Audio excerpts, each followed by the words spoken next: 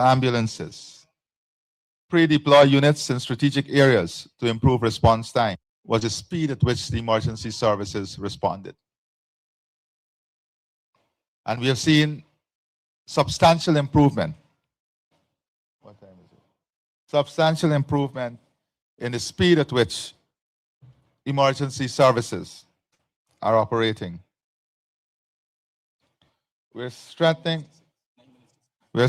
partnerships with private providers for dialysis, lab services, surgery, pharmaceuticals, and organ transplants.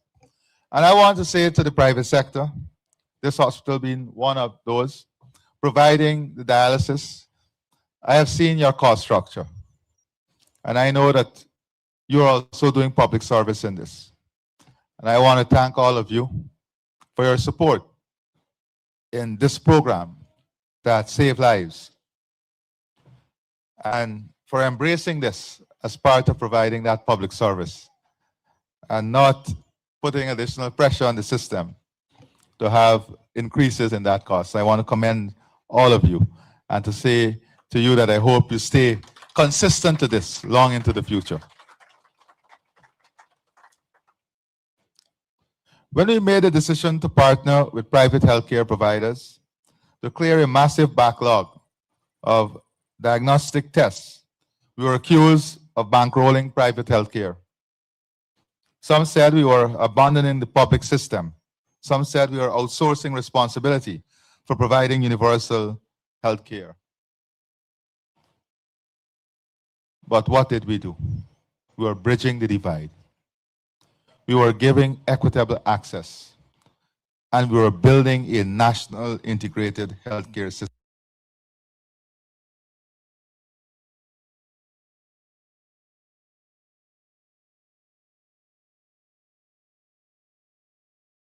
Waiting is risk, so we acted. We partnered with private hospitals and healthcare providers and paid economic costs for those services. Costs that could have been no cheaper had we tried to immediately equip every public facility with the same machines and specialized staff. To replicate that capacity overnight in the public system would have required massive capital investment, procurement delays, installation time, and training. Meanwhile, patients would still be waiting. Instead, we used the capacity that already existed in the country. And what happened? We cleared much of the backlog. Lives moved forward. Diagnoses were made. Treatment began. Let me say again what I've said before. The public healthcare system is not in competition with the private healthcare providers. We are not rivals. We are partners.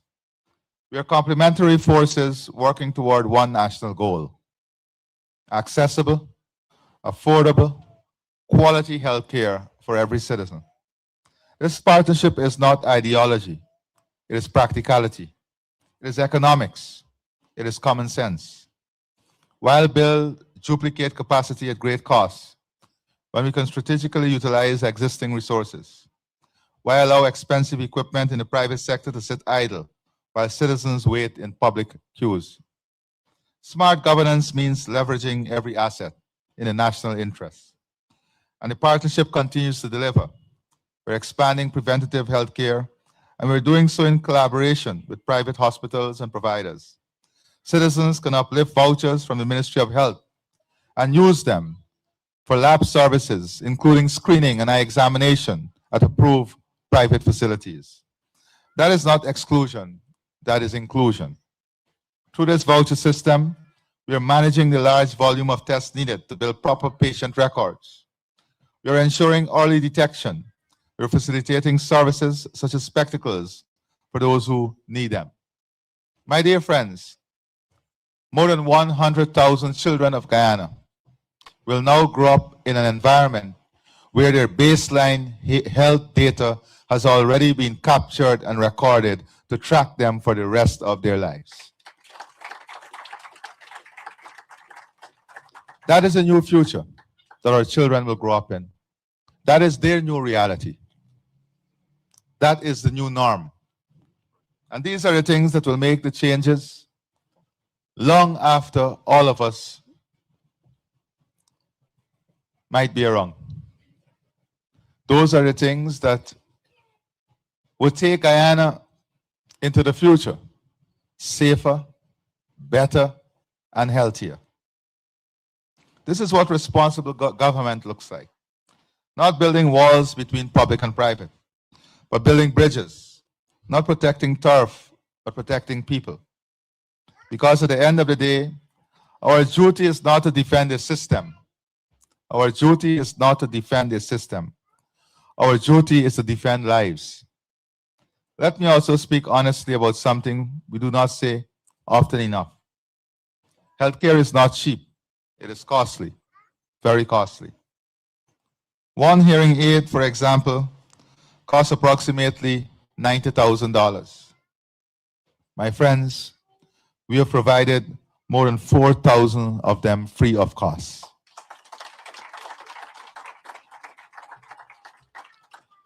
We have partnered with international bodies to help manage some of this cost.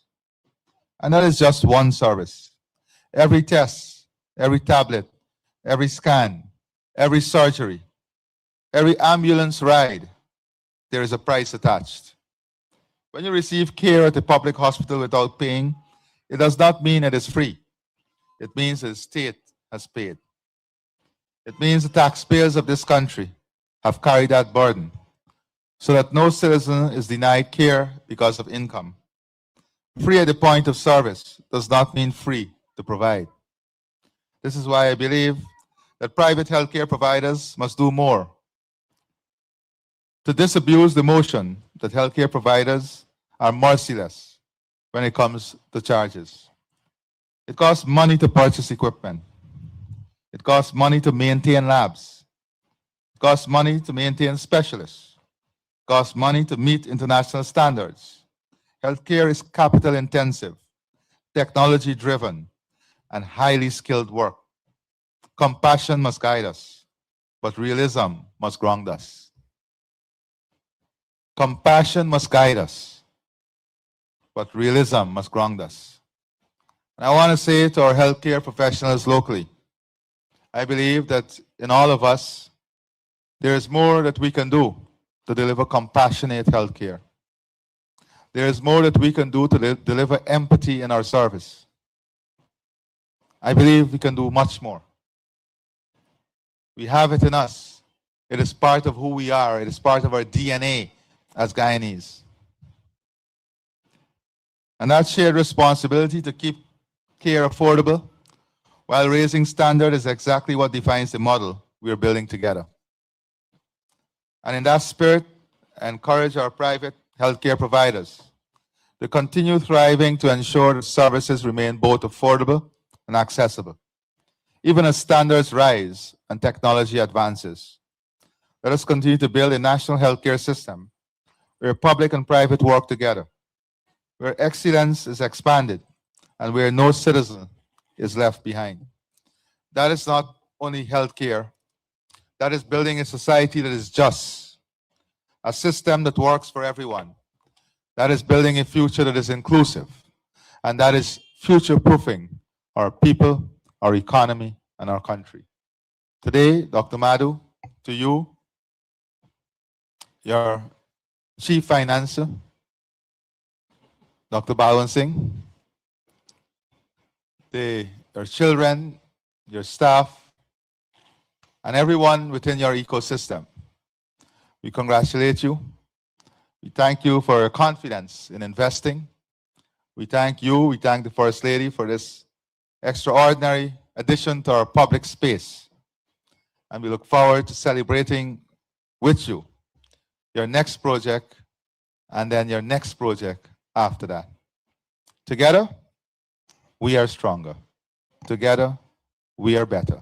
Thank you. God bless you.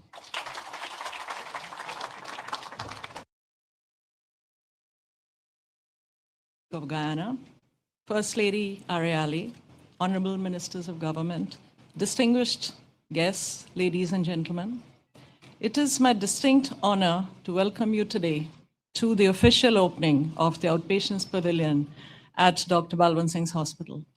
22 years ago, our institution began as a dedicated obstetric hospital. Over time, it has grown into a comprehensive multi-specialty medical center. Throughout this journey, we have consistently expanded our services and invested in advanced medical technologies, including MRI, 128-slice CT scanner, digital mammography, and IVF services. We have also embraced digital innovation with the introduction of our new patient portal app, the first of its kind in Guyana, available on both iPhone and Android platforms. This application enables patients to schedule appointments and securely access their medical records, placing convenience and transparency at their fingertips. 3 years ago, we embarked on an ambitious project to rehabilitate and expand our existing facilities. It became clear that our original building could no longer accommodate our increasing daily patient volume. More importantly, we sought to create a space that would offer a unique and comfortable patient experience. From that vision, the concept of the Outpatient Pavilion was born. The pavilion stands 6 stories tall and was constructed with international accreditation standards in mind. Each floor is thoughtfully designed to optimize patient care, incorporating clean and soiled utility areas, as well as dedicated staff lounges to ensure quality, safety, and professional efficiency. Recognizing that different patient demographics have distinct healthcare needs, we structured the building to house each specialty within its own dedicated area. The layout of the pavilion is as follows. The first floor offers comprehensive women's services. The second floor houses our dermatology and cosmetic laser center. The third floor is dedicated to ophthalmology and our optical center. The fourth floor provides general surgical and medical outpatient services. The fifth floor features our brand new IVF center built to international standards.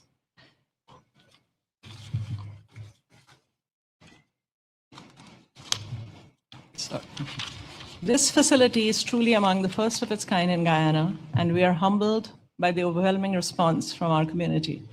We are currently serving an average of 400 patients daily within this new pavilion.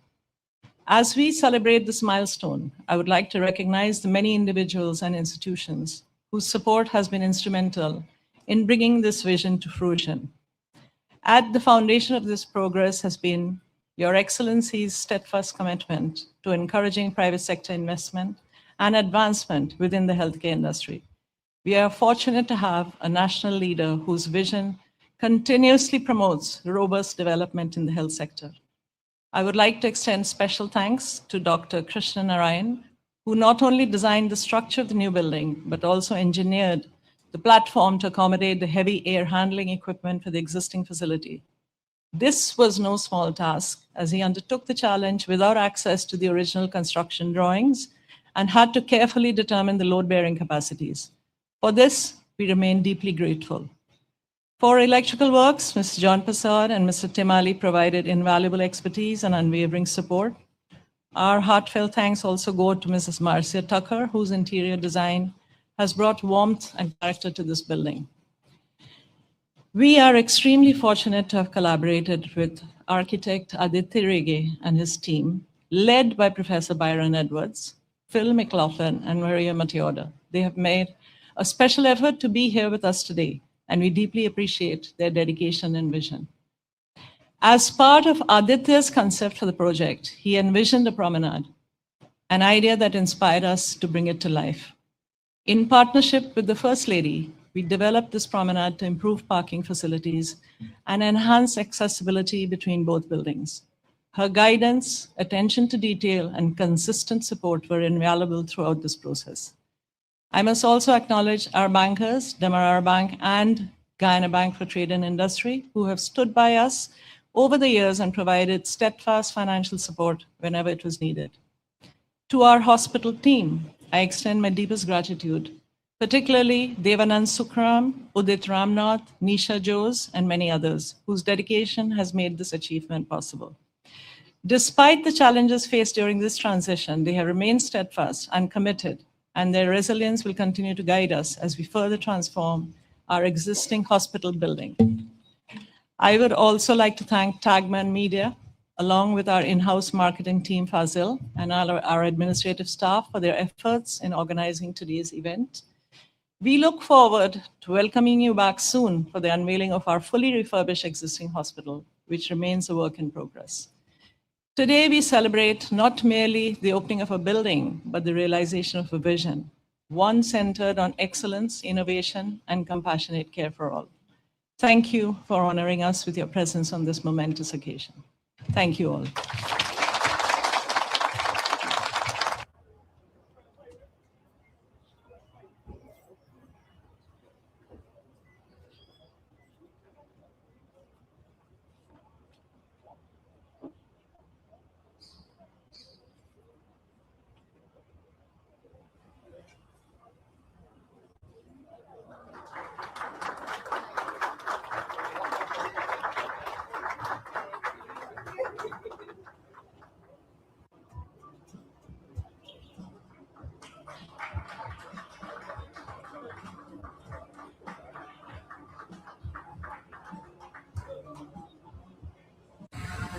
Ready?